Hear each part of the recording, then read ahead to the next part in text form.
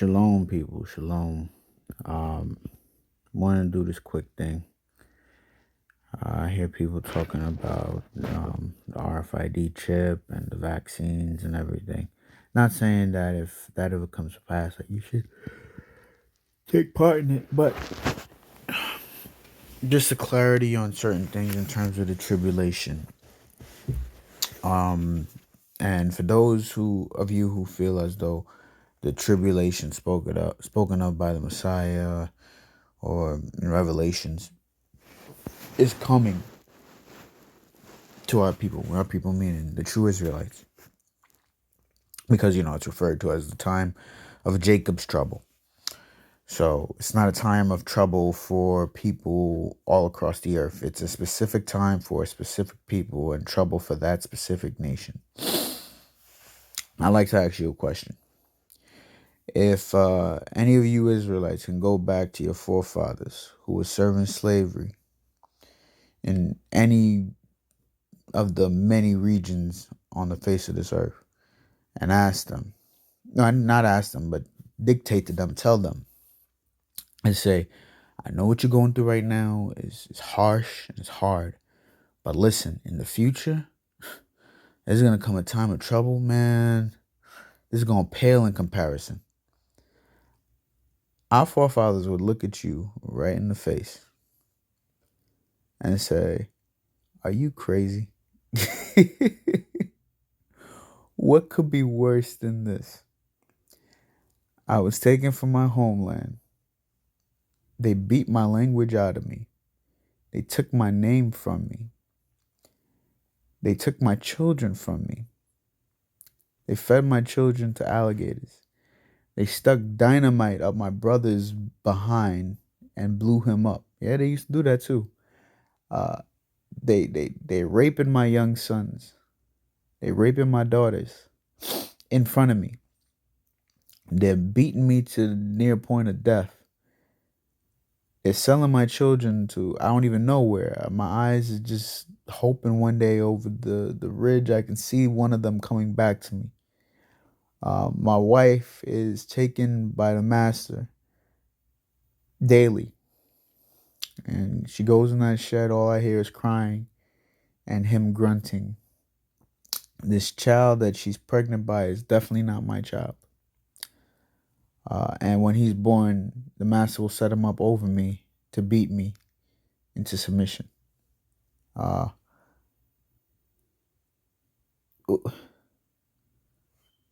I have only a short time because when I die, my muscles will have torn off from my bone. That's how hard they're working me. I have no rest. I have no hope. The only thing I hope for is a quick death. What is worse than that? I barely eat now. I'm starving. I'm whipped every day. What is worse? You telling me there's gonna be a time worse than this? That's what they'll tell you. So now with that in mind, let's go into these scriptures. Starting Mark 13, it says, and as he went out of the temple, one of his disciples saith unto him, Master, see what manner of stones and what buildings are here. And Joshua, answering, said unto him, seest thou these great buildings? There shall not be left one stone upon another that shall not be thrown down. And as he sat upon the mountain of Olives, and as he sat up upon the Mount of Olives over against the temple, Peter and James and John and Andrew asked him privately, tell us, when shall these things be? And what shall be the sign of when all these things shall be fulfilled? Here's the paramount thing. The Messiah told me, yeah, you see all these, the temple and all these stones, it's going to be destroyed. Ain't going to be a remnant. Ain't going to be one stone left upon another. So now they come at him and ask him a specific question. When shall these things be? Specifically. What you just said, when is that going to happen? And Yahshua said, answering them, began to say, take heed lest any man deceive you. For many shall come in my name, saying, I am. See that word there? That word simply means anointed. All right? I am anointed. Now, take yourself back to those sermons. You have an anointing. I'm anointed. All that. It was a big thing to say you were anointed. You were basically saying that the Spirit of the Most High dwells in you. Whatever you say, you're speaking in the Spirit, and you're saying the specific words that the Most High specifically told you to specifically say to a specific people. And if that didn't happen, and if your words didn't come true, you would have to be stoned. But I digress. And shall deceive many. And when ye shall hear of wars and rumors of wars, be ye not troubled. For such things must needs be, but the end shall not be yet. This end is talking about the end of the world. Now, we get into this conundrum because we say the end of the world. We keep thinking globally, and I don't believe in the globe, but whatever, for lack of a better term, earth-wide. Like it everywhere. The end of everywhere. No, the end of the world. What is the world? The world is Israel. That definition does not change. If it changes, then you can't blame other people for using John 3:16 and saying that the Most High loves everybody and salvation's for everybody, which we know is not true. It's not biblical. Right? Line upon line, precept upon precept. The end of the world is what's the topic here. End of the world of Israel. That's the great falling away. All right. But the end shall not be yet. For nation shall rise against nation, and kingdom against kingdom, and there shall be earthquakes in diverse places, and there shall be famines and troubles. These are the beginnings of sorrows. When a woman's about to give birth, right, and is getting close, she starts feeling these pains, these kicks, and these contractions, right? And it's gonna get intense, and then there's a lag. Then there's intense, and the intensity increases, right? And there's less and less lag between. And then boom, you got the birth. All right? This is the tribulation we're talking about. So when you seen all these things starting to happen, it's the beginnings of sorrows, right? But take heed to yourselves. He's speaking to disciples, which is interesting, right? For they shall deliver you up to councils, and in the synagogue ye shall be beaten. This can't be talking about future, right? Exactly. And ye shall be brought before rulers and kings for my name, for my sake, for a testimony against them. Can't be talking about future, right? It's talking about back then. And when I say future, their future, but our history, you understand? And the gospel, I think I've went over this before, that the word gospel simply means law. Because if you go to that scripture, matter of fact, let me just go into it really quickly, because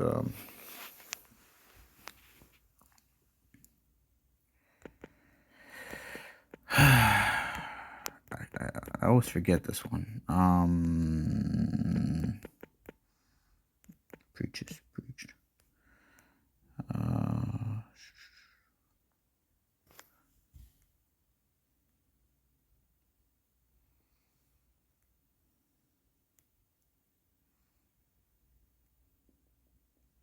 There we go. Hebrews 4. And now if you read, actually it really starts. All right. So yeah, sorry about that. It actually starts in verse 16 in chapter 3. For some, when they had heard, did provoke, howbeit not all that came out of Egypt by Moses. That means not all of them who came out of Egypt provoked, right? But with whom was he grieved 40 years? Was it not with them that had sinned, whose carcasses fell in the wilderness, and to whom sware he that they should not enter into his rest, but to them that believe not. So we see that they could not enter in because of unbelief. Let us therefore fear, lest a promise being left us of entering into his rest, any of you should seem to come short of it. For unto us was the gospel preached, as well as unto them. But the word preached did not profit them, not being mixed with faith in them that heard it. So here it's telling you that the gospel was preached unto the fathers, our forefathers in the wilderness, the same way the gospel was preached unto us. Now, what was preached unto them in the wilderness? The law, right? The law, the testimony of Moses. What the Most High gave to Moses to give to us, right? The law, the judgments, the ordinances, the feasts, the sacrifices, and their preparations. All of that. Here, the writer of Hebrews is saying that those same laws were preached in the wilderness, were being preached to us then, meaning at the time of this writer of Hebrews, that this gospel that the Messiah is talking about is the law. The same stuff. That's why he said, not one jot, one tittle shall pass from the law. Heaven and earth will pass away. Right? So in any case, I'm digressing again. Let's go back. All right. And this gospel, meaning the law, must first be published among all nations. Right? Now, here's the thing. That happened during Paul's time.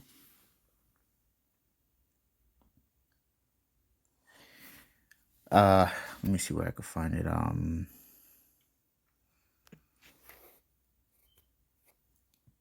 wanted to go into Jerusalem being desolate, but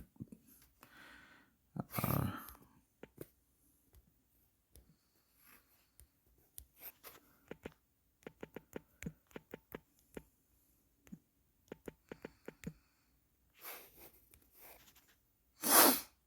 think it was in Romans.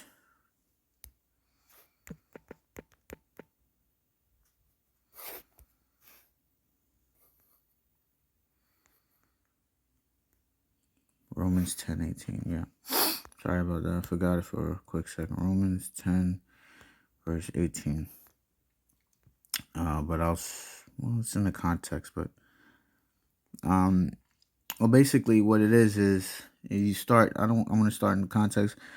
Brethren, my heart's desire and prayer to Elohim for Yasharal is that they might be saved. For I bear them record that they have a zeal of Elohim, but not according to knowledge. For they, being ignorant of Elohim's righteousness and going about to establish their own righteousness, have not submitted themselves unto the righteousness of Elohim, which is the law. For the Messiah is the end of the, well, that word is kind of makes the sentence off. For Messiah, the end of the law for righteousness to everyone that believeth. For Moses describeth the righteousness which is of the law, that the man which doeth those things of the law, right, shall live by them. But the righteousness which is of faith speaketh on this wise, say not in thine heart, who shall ascend into heaven, or who shall descend into the deep? But what saith it? The word is nigh thee, even in thy mouth and in thy heart. That is the word of faith, which we preach.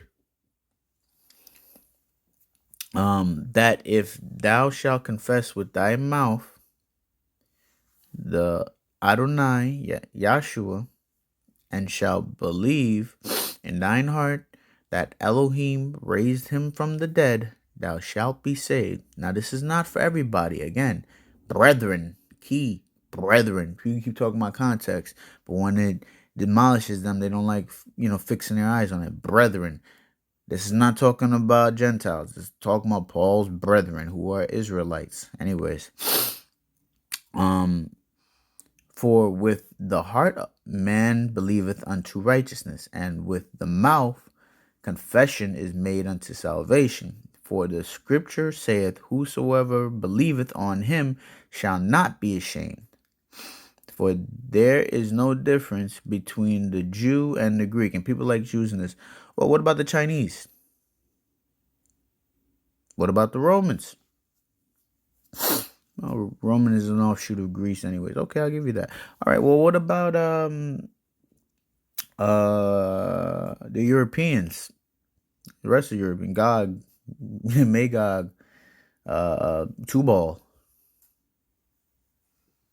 Tarshish, Elisha.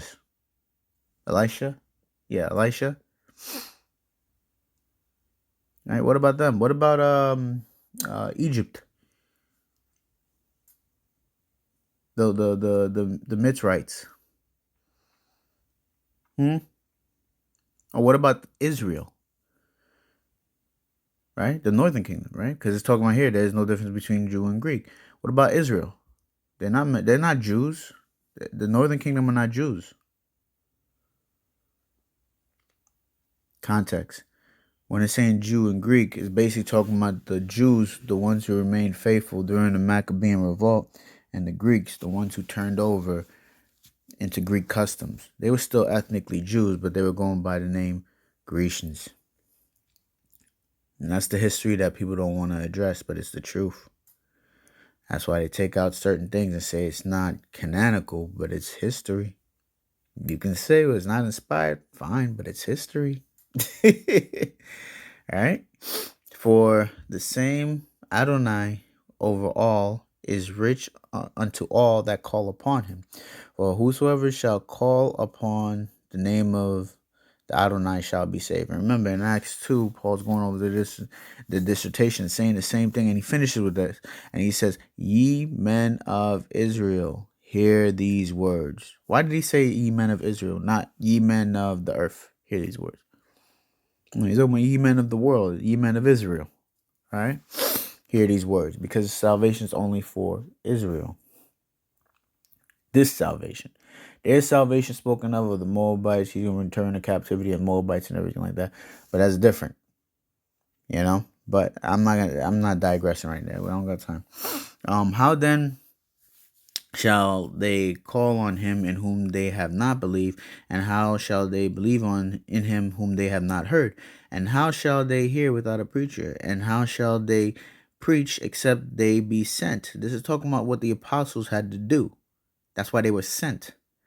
As it is written, how beautiful are the feet of them that preach the gospel. You got the same word, the law of peace. Oh, you don't know that there's peace in the law? Here's an example. Aren't there such things as peace offerings? Oh, the law is not peaceful? Okay. The law doesn't teach you to forgive your brother his ought against you? Oh, okay. All right. You haven't read it then. And bring glad tidings of good things. But they have not all obeyed the gospels. How can you obey the gospel? If the gospel is just believing, how can you obey it? The gospel is the law. That's why you have to obey the gospel. It's like it gets tiresome to the point where it's just like if you don't believe, it's like he really did blind you. The Elohim of this world did blind you, and I'm not talking. The Elohim of this world is still the Most High Yah, and yes, he did blind some of us purposefully. That's why it's by election. Nothing you can do. That's why you pray every day that he can choose you and make you see what you can't. It's not of us, it's of him. For Isaiah saith, Adonai, who hath believed our report? So then faith cometh by hearing, and hearing by the word of Yah. The word of Yah is his law, his Torah. What does Deuteronomy 27:26 say? Cursed is he who does not affirm to do all the things commanded in this law. Anyways, here's the kicker. But I say, have they not heard? Yes, verily. He's still talking about his people at that time. What is he saying here? Yes, verily, their sound went into all the earth, and their words unto the ends of the world. So literally, during the apostles' time, they preached to all the world, just like the Messiah commanded. And then the end came. So let's go back to Mark 13. Where were we? And the gospel must first be be published among all nations. Because why? Because we were scattered into all nations. But when they shall lead you and deliver you up, take no thought before. He's still talking about what the disciples are about to do. Right? Why would he give them a command that they couldn't complete? He says, go and preach the gospel, go and preach this law of the kingdom to all the earth, and to all the world for a testimony. And you're telling me that wasn't accomplished with them? Why would he give them a command that he knew that they weren't going to fulfill? He specifically took the 12 apart and he gave them that command, that commission. And we still we still got to preach to all nations. Like, are you serious? What nation hasn't heard of the Elohim of Israel? Not one. They might silence it, but they know of it. It's not for them. It's for us. We, as Israelites, all know about him and his law and his truth. It has been done already. And it was accomplished back then. And once it was accomplished, the destruction of Jerusalem happened. But when they shall lead you and deliver you up, take no thought beforehand what ye shall speak, neither do ye premeditate, but whatsoever shall be given you in that hour, that speak ye. For it is not ye that speak, but the Ruach HaKodesh. Now the brother shall betray the brother to death. Wasn't that going on in Paul? Wasn't Paul going out to try to capture people, bring them to Jerusalem so they can be slaughtered, killed because of the way? Whoo! And the father, the son, and the children shall rise up against their parents and shall cause them to be put to death. And you shall be hated. And this is still talking about Israel. Right? But not specifically Israel. It's talking about the true Israel, meaning the people who are keeping the law. Right? The disciples. Not Christians. No, the disciples. Ye shall be hated of all men for my name's sake. But he that shall endure unto the end, the same shall be saved. But when ye shall see, and this is still talking about in their time, when ye shall see the abomination of desolation spoken of by Daniel the prophet standing where it ought not, let him that readeth understand, then let them that be in Judea flee to the mountains. Okay. If the abomination of desolation is supposed to happen, and it says that the Most High is going to gather Israel again. So that means after the second time they're scattered, he's supposed to gather them again. So you're telling me that we are somehow going to be in Judea somehow gathered, then the abomination of desolation is going to happen, which means that there's a third scattering, and then he's going to gather us again. Where is that written in the scriptures?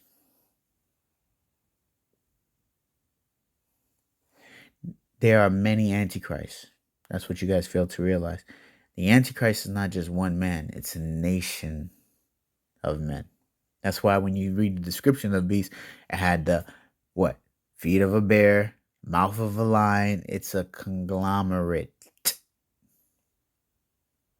But a specific nation at the head. Anyways, I'm not going to go into that because that's another story. You keep thinking about this one person that's going to rise up and you don't realize it's a nation of people.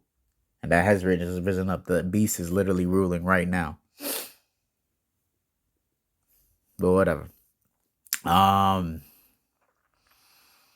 and I think this card did a thing on this where they're talking about how Titus did this abomination desolation was fulfilled by Titus.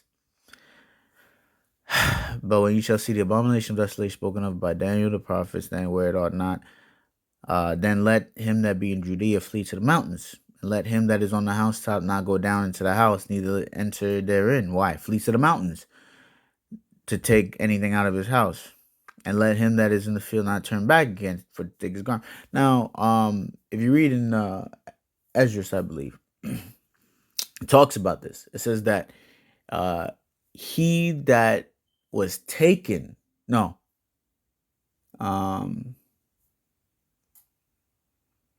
he that was left behind is more in how could I put that? They were both in travail. He wasn't saying that one was better off than no, he did say that he that was left behind was better off than he that be dead. Why? Because they were taken.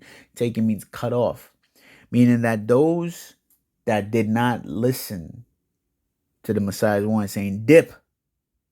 When you see Jerusalem compassed by hurricanes, dip. When you see the abomination of desolation, dip. He gave him 2 warnings. They ain't listen, they were killed. They died by the sword when they were taken into captivity. And the rest of them were fled to the mountains. Yes, the mountains of Africa. Anyways, Jerusalem is in Africa. I'm not talking about that northeast region where people say, no, that's not the true Jerusalem. Jerusalem is southern Africa. Period. You read the description of the animals in the Bible. It's all in that one spot. You read of the how the Gihon River really is the river that surrounds or encompasses Ethiopia, and then you read about the which is known as like the River of Egypt. Then you read about the Euphrates River, how it's a big river, and then they show you some little stream in the Middle East, say that's the Euphrates River, and it comes from the ocean. But these 4 rivers are supposed to water the land. You can't water land with salt water. Nothing grows. Didn't one of the kings of Israel salt the land so that nothing could grow? Why would you do? I'm not.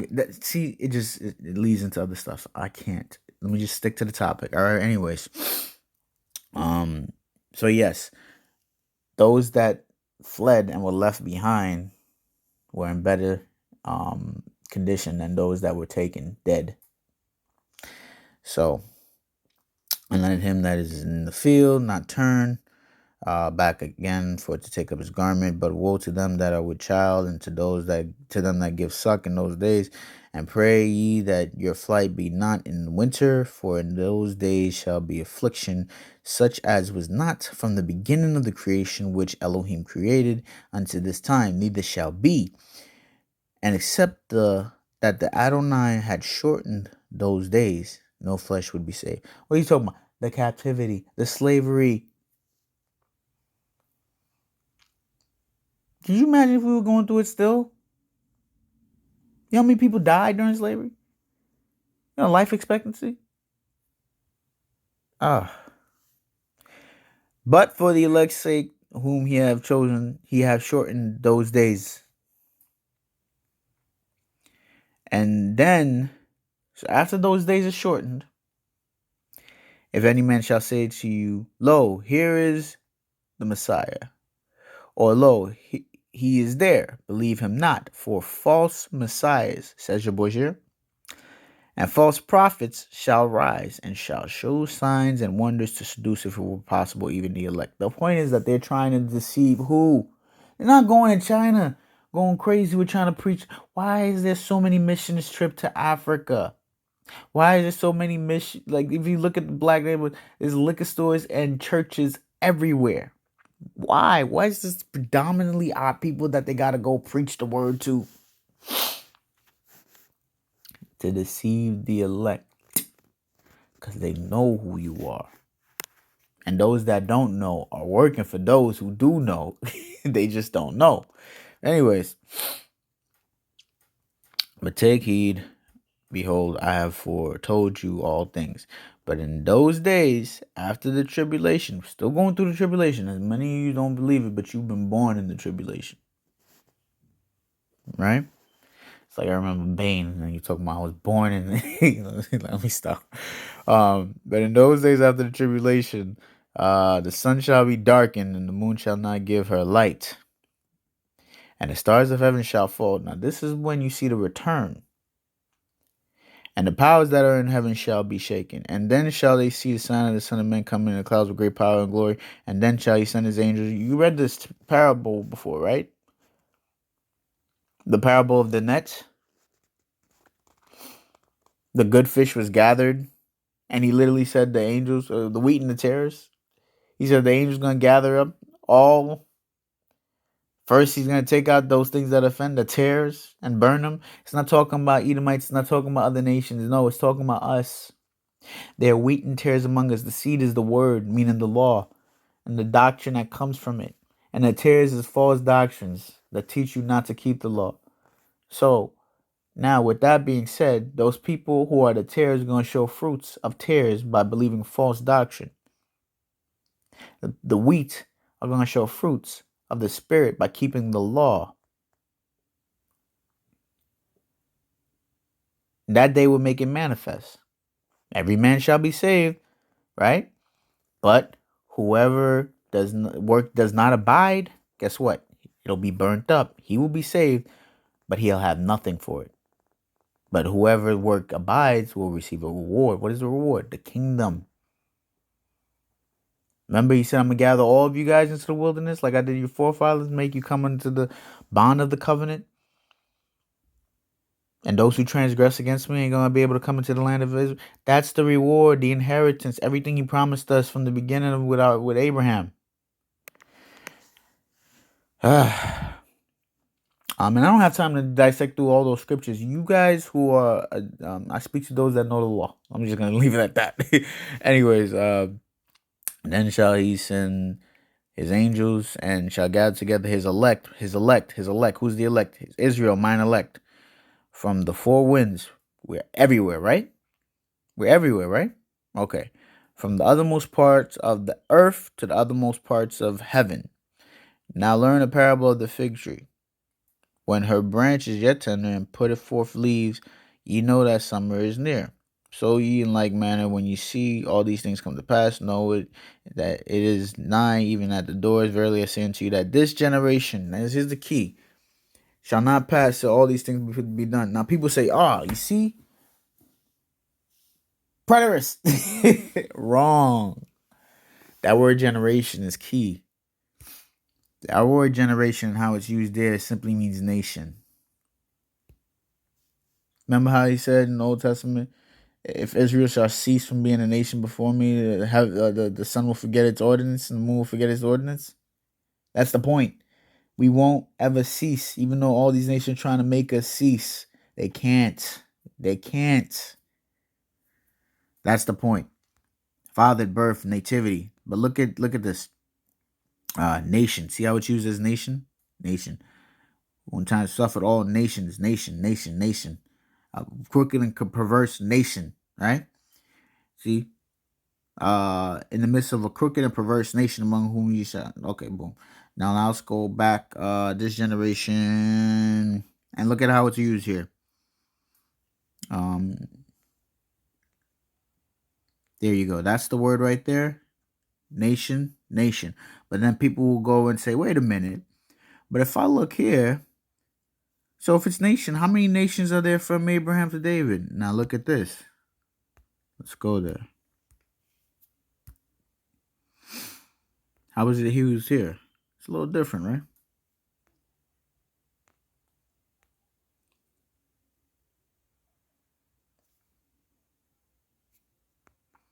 It means plural, right? It's a little different here, but let me go into it. Father, birth, because it's the same root word. Begetting, nativity, begetting. 1 second. A begetting, a nativity. So there's still the same concept. 14 begettings, right? But then, who has begotten us? You know that scripture that says, I have begotten you, nation of Israel. I have begotten. Still talking about the nation. So this context here is speaking about this nation. This begetting shall not pass. That's the point.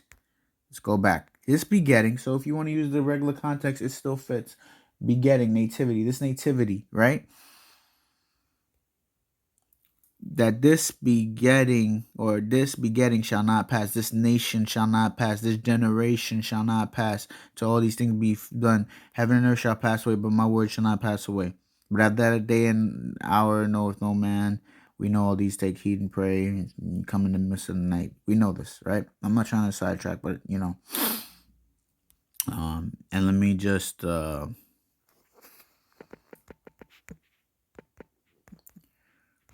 second. I just want to prove, because people might not son.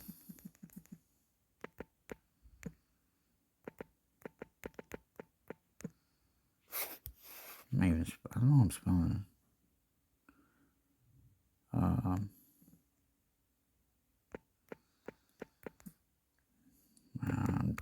Bear with me.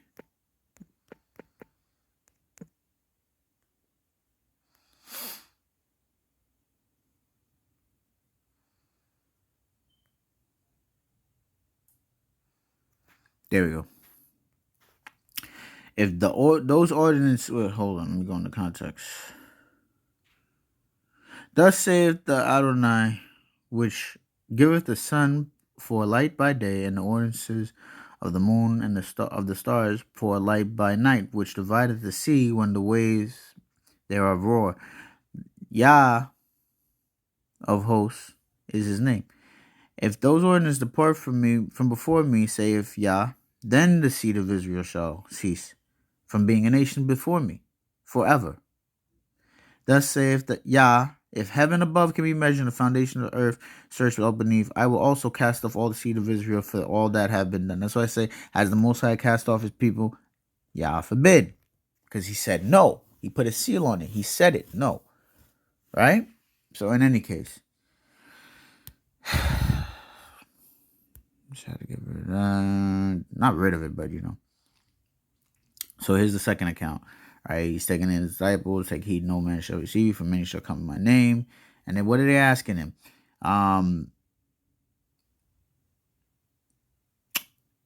Tell us when shall these things be? What shall be the sign of thy coming and the end of the world? What is the world? The world of Israel. That's what they're talking about. When is the end of the world? They're not talking about the second coming here. They did ask the sign of thy coming and of the end of the world. The end of the world is Jerusalem destroyed, Israel being lost, all Israel, including Judah, losing their identity and everything like that, scattered amongst all the nations, hated by all the nations, destroyed by all the nations, put into captivity by all the nations. That's the end of the world. It's not what we're talking about now. The end of the world happened already. Context. How many worlds are there? 2 scriptures. Hath in these last days spoken to us by his Son, whom he hath appointed heir of all things, by whom he made the worlds. Remember, the gifts and the callings of Yah are without repentance. Whom did he make the heir of all things at the beginning? Adam. This is where the regeneration comes into effect. He's the first and the last, right? He's the first man and the last man. Right? The only person that can pay for sin is the man that through whom sin came. That's why he had to be the sacrifice. Adam himself, right? Because through him the sin came. So in any case, by whom also he made the worlds. The worlds are the nations. World simply means nation, world, nation. Okay? Through faith, we understand that the worlds, the nations, were framed by the word of Yah, so that the things which are seen were not made of things which do appear. If you go into the Book of Jubilees, and I think I spoke about how the Book of Jubilees are found in the Dead Sea Scrolls. The Book of Jasher has not been, and there's things that discredit the Book of Jasher, but I'll leave that for another time. In any case, it talks about how in the first day the Most High made all the spirits of everything. Everything that you see has a spirit. Everybody's spirit was created the first day. I'm not going to go into that. I think I did that in another video, but in any case, I'll leave it at that. I don't want to take too much time. So here, so he goes. It's pretty much the same thing. War was ruling this war. They shall deliver you up to be afflicted, shall kill you, and you shall be hated by the nations for my name's sake. And then shall many be offended, shall betray one another, and shall hate one another. This has been going on. This has been going on. Black on black crime. That's literally what it is. And many false prophets shall arise. This is still going on. And because iniquity shall abound, the love of many shall wax cold. What is love? Love is the keeping of the commandments, right? You're telling me that we're more righteous now than back then? There were people at least keeping some tenets of the law back then, even right out of captivity, than they are now. Women are loose now. Men leaving their kids willfully now before they would take them from you. Anyways, but he that shall endure unto the end, the same shall be saved. And this gospel, this law of the kingdom, shall be preached into all the world for what? All the what? World. Didn't I go into Paul saying that it was preached to all the end of the earth, to the nation? World. It wasn't supposed to be preached to all nation. He said, go into all the world for a witness unto all nations, and then shall the end come. The end of the world. What? The destruction of Jerusalem. Oh my goodness. When ye therefore shall see the abomination, we already went through that. Being Judea flee. Kind of went through that. It's the same thing. For then shall be great tribulation. When you shall see the abomination of desolation. That happened, right? When they destroyed Jerusalem. For then, not in the future. It said then. Who's the third temple who's going to build the third temple? The Messiah, right? It says, I'm going to gather you together again. That means he literally says the second time. So he would cast away during the time of Babylon and Syria. First, the northern kingdom was cast away, then Judah was cast away. He said, I'm going to gather you together again. And it's going to be all Israel gathered together in that one instance, right? So there can't be a third scattering, because then you're making the Most High to be a liar. And you're basically being like Satan. He didn't really mean that. That's what you people do. No, he didn't mean that. You literally are like the serpent. Did he really say that? You're not really gonna die. You literally are like the serpent every time you do that. And woe unto them that are with child and them. You know what they were doing to the children in those captivities. You're gonna lose your child. They feed them to alligators for their meat or their coat or whatever the case may be. They're raping your children. It's like whoa. But pray ye that your flight be not in the winter, and on the Sabbath day. Just talking about the destruction of Jerusalem. But then, for then shall be great tribulation, such as was not since the beginning of the world. Not the creation, the world. Which gives you emphasis on what Mark was saying, because it said the creation, but it's talking about the world. To this time, no, nor shall ever be. What is he saying?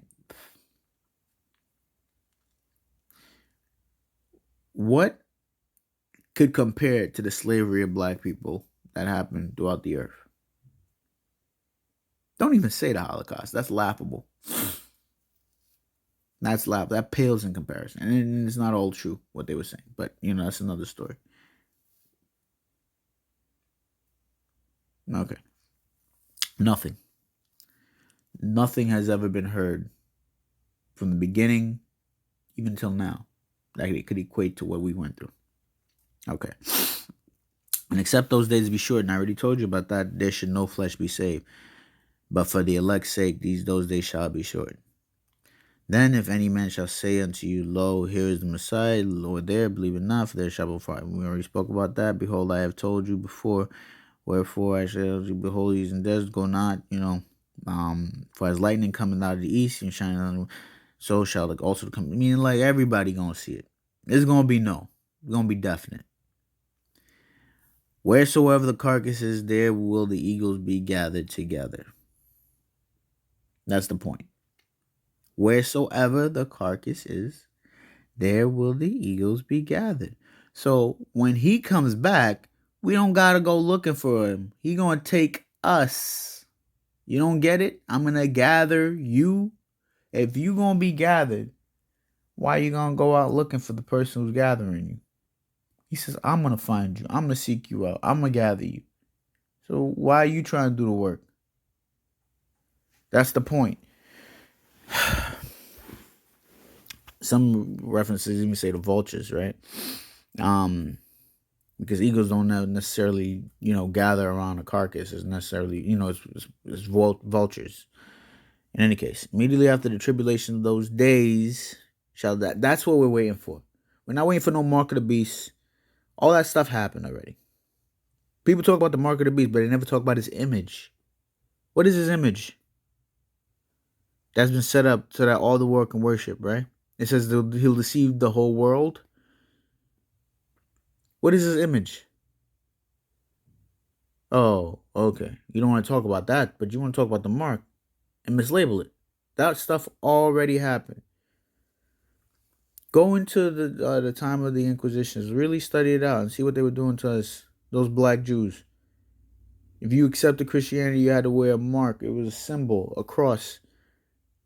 You could wear it as a banner. You could wear it on your arm, but you had to wear it, right? A yellow cross, I believe it was. Go study it out. It's interesting. Go study it out. And if you didn't have it, you couldn't do any commerce. That's before they actually kicked all the black people out of, or I would say Jews out of Europe. Any case.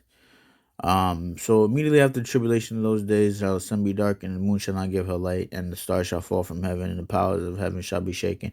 And then shall appear the sign of the Son of Man in heaven, and then shall all the tribes of the earth mourn. And they shall see the Son of Man coming in great clouds of heaven with power and great glory. And he shall send his angels with a great trumpet, with a great sound of a trumpet, and they shall gather together his elect from the four winds, from one end of heaven to the other. That's the point. Where the carcass is, they're gonna be gathered together. You don't gotta go looking for him. The end's gonna happen. You ain't gonna know. It's just gonna be one day. You're gonna see everything get dark. Where the sun go? Where all these things falling from? Was that literally stars falling from? What's going on? Boom. What is that? Is that the? All the tribes going? What is they gonna mourn? Why? Because they know war. This is I forgot where it's like the war scrolls. They're gonna have to gather to fight the Messiah. They know they're gonna lose, but they got no other choice. That's like your bear's ripping through your front door, like I gotta get a knife and do something, but this is not gonna end well. It's like you got no chance, It's like running from a lion. You're like, I know eventually in like 2 leaps you're gonna catch me, but I just gotta try something. That's what the nation's gonna have to do. And I learned the parable of the fig tree. We went through that. Verily I say to this generation of this begetting, this nation that was begotten shall not pass. All these things, heaven and earth shall pass away, but my word shall not pass away. Anyways, well, that day and hour know no man or the angels, but as the day of Noah, so shall also be coming the Son of Man be. For as in those days they were drinking the flood and eating, until the Noah entered the ark, and knew not until the flood came and took them away. So shall also the coming of the Son of Man be. The two shall be in the field, the one shall be taken, the other left. Two shall be grinding, one taken. This is the same thing Ezra's talking about.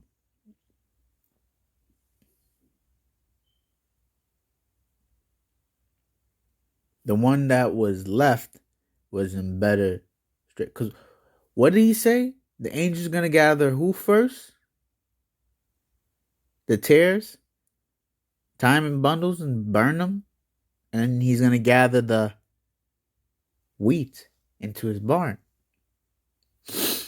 That's some deep stuff. Watch therefore, for you know not what hour Adonai shall come, but if you know it's a good man, be all ready. I'm kind of skimming through this because you guys can read this whole chapter. I just want to get to the points of Um, right? And shall begin to smite his fellow servants to eat and drink with drunken. The Adonai, the servant, shall come in a day when he looketh not for him, and in an hour that he is not aware, and shall cut him asunder and appoint him his portion with the hypocrites. There shall be weeping and gnashing of teeth. That's talking about us. It's not talking about the other nations. It's literally talking about us. That's our judgment. We're going to be judged first. In any case, lastly, let's go into Luke. Luke, what was it again? Verse 21. Same thing.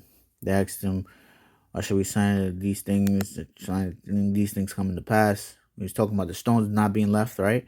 So still talking about the destruction of Jerusalem. That's the context of this. The destruction of Jerusalem, which is the end of the world. Nation shall rise against nation. There should be earthquakes, right? But before all these things, right? And a great earthquake shall be in diverse places, right? It means and great earthquakes shall be in diverse places, and famines and pestilences and fearful sights. And what's the fearful sight? Stars falling from heaven. And great signs shall there be from heaven. But before all these things, meaning that's the end. When you see these things happen, boom, that's the end. I mean, the end, not the end of the world. I mean, like him coming back and saving us, and that's that end. The end of our captivity, the end of the tribulation, right? But all these things, but before all these, they shall lay their hands on you, persecute you, deliver you up in synagogues. It's talking about the time of the disciples, right? He's gonna give them the mouth and wisdom, and we see that in all the acts, right? Nobody can stand up against what these guys are saying, and they're using the law, right? You shall be hated of all men for my name's sake. It's literally talking about us being, well, not us, but particularly, but the disciples of that day being hated by the men of that day. They were literally being brought to the council so they could be killed because they were preaching the way. But there shall not one an hair of your head perish, and your patience possess ye your souls. And when you shall see Jerusalem compassed by army, same thing, then know that the desolation thereof is nigh. Desolation spoken of, right? See, people like saying that place is Jerusalem. I'm going to show you with two scriptures that I had that it's impossible that place is Jerusalem. Impossible. That they're literally lying to you. And I'm going to show you how. And let them never Judea flee to the mountains, and let them trying to miss that part out. Let not them come that are in the countries come enter in thereinto. For these be the days of vengeance, that all things which were written may be fulfilled. What is he talking about? He's talking about the law, where they spoke about Leviticus 26 and Deuteronomy 28. Read it. In any case, but woe to them, child, yeah. There shall be great distress in the land, right? The land, not the earth, the land, and wrath upon this people, not Christians, this people. That's the tribulation. And they shall fall in the edge of the sword, and shall be led away captive into all nations, all nations, all nations, all nations, right? Captive into all. Who did that happen to? And when did that happen?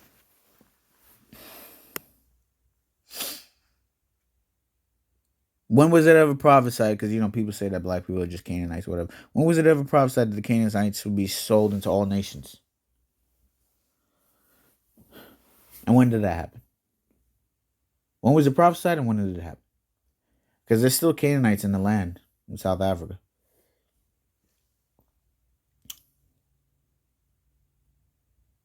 All right. And if it's not us, then who is it? Who was sold into all nations? Literally, there was slaves in Japan. There's a Japanese saying: if to be a true samurai, you need a little black blood because of Yasuke, the slave that was sold to the Japanese emperor, and he was valiant. They made that saying because of him. Sold everywhere. Everywhere we were sold as slaves. Okay. In any case, sold into all nations, and Jerusalem shall be trodden down by the Gentiles until the times of the Gentiles be fulfilled. And then here's the end where the Messiah returns, right? Not the end of the world, but I already went through that. And there shall be signs in the sun and the moon and the stars, and upon the earth distress of nations with perplexity. The sea and the waves warring, men's heart failing them for fear and for looking after those things which are coming on the earth. This is gonna be some weird stuff. What things are coming on the earth? What does that mean? Coming on the earth. Things that are coming on the earth? What are you talking about? Oh. For the bowels of heaven shall be shaken? Okay. And then they shall see the Son of Man coming in a cloud with power and great glory. It's very difficult to see clouds at night. I mean, kind of, if you have like enough light, you can kind of see it. But when it says the sun gonna be dark and the moon not gonna give his light, and you're gonna see him coming on a cloud, what kind of bright cloud must this be when everything is dark and everything is just being destroyed all around you? And everybody gonna see him? How is everybody gonna see him if the earth is a globe too? How are people gonna see him on the other side?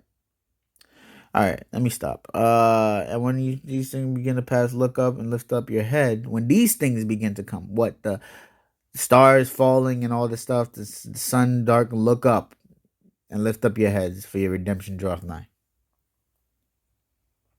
Not when the tribulation comes, but when these things, meaning the sun darkened, the moon not giving its light, the distress of nations, the heavens, rolling up like a scroll, like it's all prophesied. Then look up. And he spake to them, behold the fig tree, same parable. When they now should foresee, yourselves that summer is nigh, right at hand. Right, verily this nation, or this begetting, this generation shall not pass away till all this be fulfilled. Heaven and earth shall pass away, but my word shall not pass away. And take heed to yourself, lest at any time your heart be overcharged with surfeiting and drunkenness and cares of this life. Stop worrying about the cares of this life. It's hard, I get it. I go through it myself, and I fall, and I continuously pray to keep going, keep the way. Sometimes I slip up. Sometimes I get mad. Sometimes, whatever.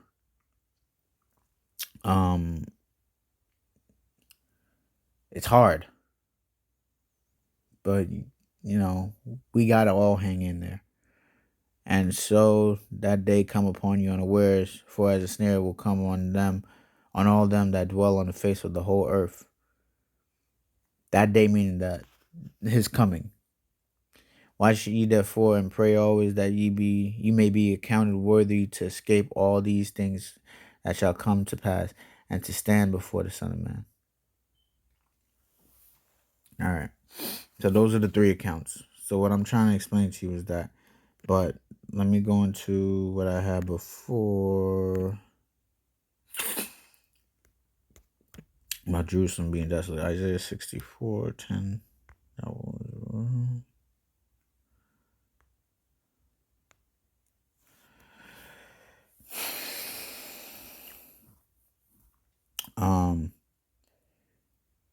thy holy cities are a wilderness, Zion is a wilderness, Jerusalem is desolation, our holy land and our beautiful house, where our fathers praise thee, is burned up with fire, and all our pleasant things are laid waste. Wilt thou refrain thyself for these things, O Yah? Wilt thou hold thy peace and afflict us very sore? Goes spread out my hand all day to rebellious people that walketh in a way that was not good after their own thoughts, and people that provoke me to anger continue to my face, that sacrifice in the gardens and burneth incense upon altars of brick, which remain among the graves, and lodge in monuments, which eat swine's flesh and broth of abominable things in their vessels, which say, stand by yourself, come not near to me, for I am holier than thou. It sounds like people, I'm not going to say.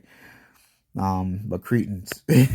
These are smoke in my nose, a fire that burneth all day. I'm telling you, there are some of you who think that you're going to stand, but you're not. And I pray every day that the Most High make me not one of them that's not going to be able to stand in his face.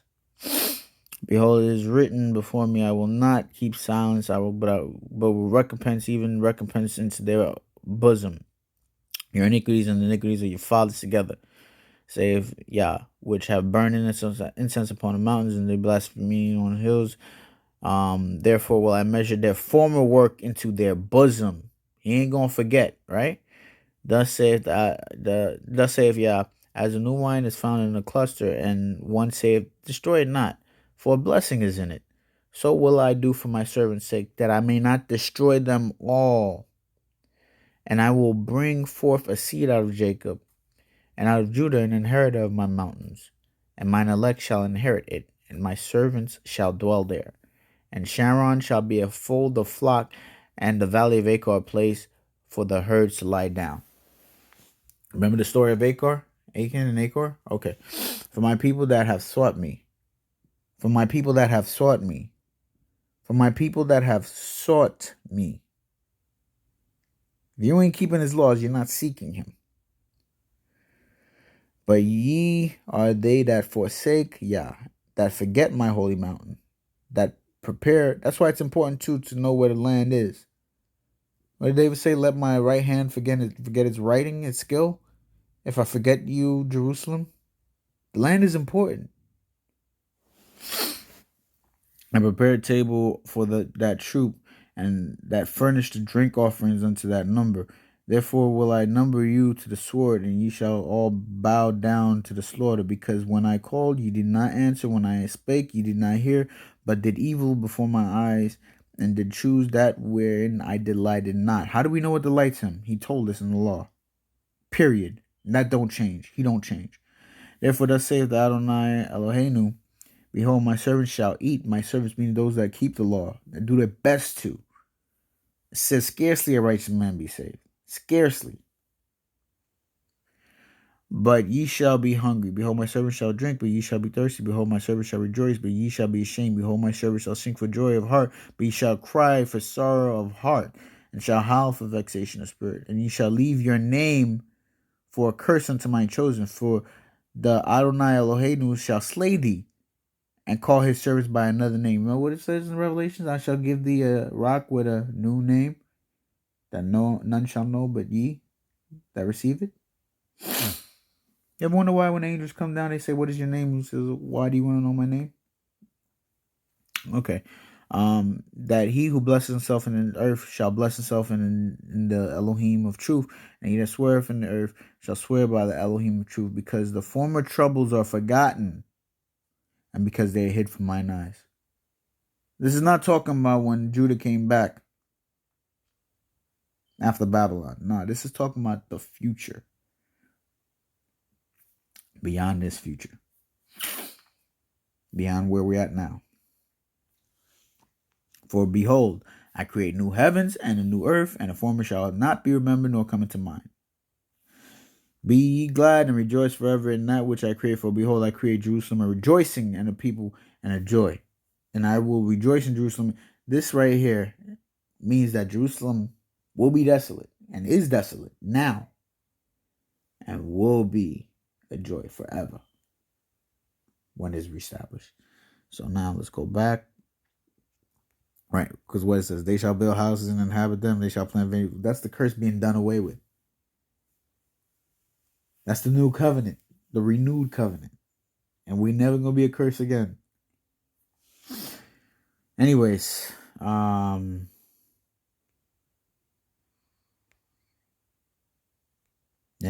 me go into the last one. It's been like an hour now. Jeremiah 33:10.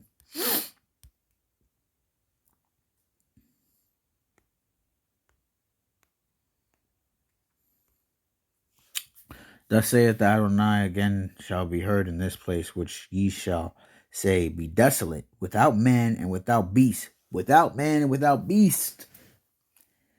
Is there people walking around?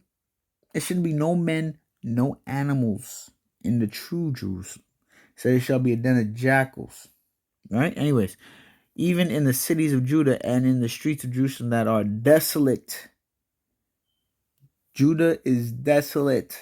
Jerusalem is desolate, without man and without inhabitant and without beast. When it says beast, it means literally like flocks and stuff. Because it say it will be a place of jackals, and the owl and the cormorant will screech there. Anyways, the voice of joy and the voice of the gladness, the voice of the bridegroom and the voice of the bride. Remember they talk about Babylon not being, when they talk about mystery Babylon, it's literally talking about Jerusalem. I gotta do that in another study, but literally when it talks about mystery Babylon is Jerusalem. This is the woman reign over all the earth. And what does it say? The seas represent the nations that she sits on. Because where's Israel? Where's Judah? It's literally scattered abroad, right? And the woman is the great city that rules over all. What city's gonna rule over all the nations of the earth? Jerusalem. You know what? Let me leave that alone. But in any case, I'll do that another time. The voice of joy and the voice of gladness, the voice of the bridegroom, the voice of the bride, the voice of them that shall say, Praise Yah of hosts. For Yah is good, for his mercy endure forever. And all of them that shall bring the sacrifice of praise. Oh, I thought there's going to be no sacrifice in the kingdom. That was done away with? No. Into the house of Yah. For I will cause to return the captivity of the land as at the first, saith Yah.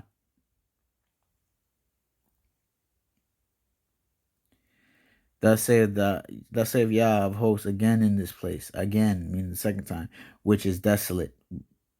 Which is desolate the second time? Without man and without beast, and in the cities thereof shall be an habitation of shepherds, causing their flocks to lie down. So here's another thing. It says that when he does bring them back, they're going to be shepherds about and everything like that, right? In the cities of the mountains, in the cities of the valley, in the cities of the south, and the land of Benjamin, and in the places about Jerusalem, and in the cities of Judah, shall the flocks pass again under the hands of him that telleth them. Saith Yah. Behold, the days come, saith Yah, that I will perform that good thing which I have promised into the house of Israel and to the house of Judah. Meaning that this promise is going to be for Israel and Judah. You keep talking about the Jews who came back in 1948, but where's the Israel? If that was the fulfillment of this, where are the Israelites? Because you're just telling me the Jews. Remember, Israel is not Jews. Jews are part of Israel, but the house of Israel is separate from Judah. So where are they? When did they come back? Anyways, in those days, and here's the thing. You even want to say that, then fine. Show me this. In those days and at that time will I cause the branch of righteousness to grow up unto David, and he shall execute judgment and righteousness in the land. Where's the Messiah? They fulfilled it. Because that's part of this. This is all within the same context. Look at that. 14 to 16. Same context.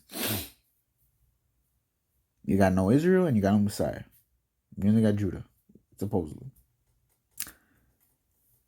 And in those days, in those days shall Judah be saved, and Jerusalem shall dwell safely. Safely. When did that happen? Judah saved, and Jerusalem dwell safely. Safely. And this is the name wherewith she shall be called, Yah our righteous. Are people calling them that? Is people calling the city of Jerusalem that? Okay. But thus saith the Adonai, David shall never want a man to sit upon a throne. There should be a throne set up right now in Jerusalem. Where's that? There should be burnt offerings in verse 18, it says.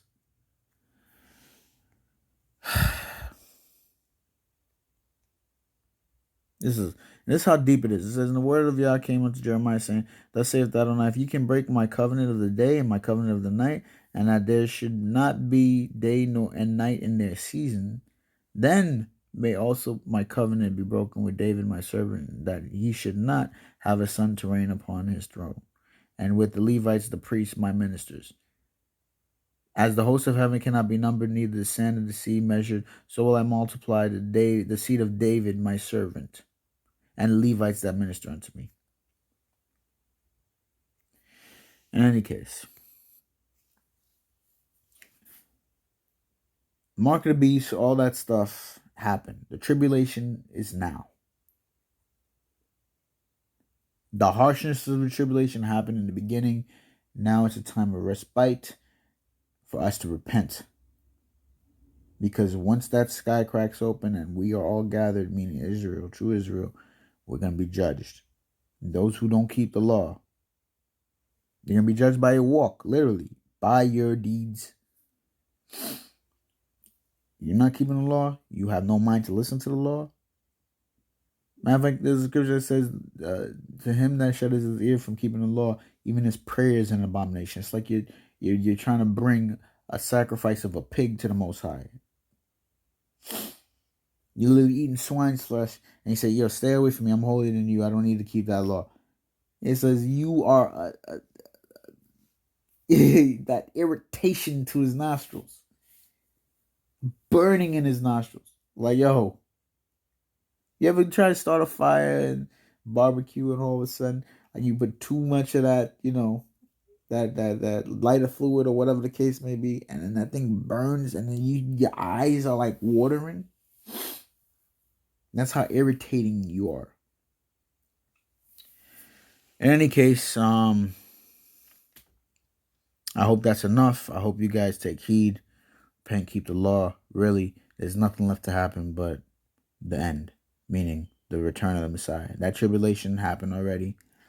There's nothing left. Nothing left. All right?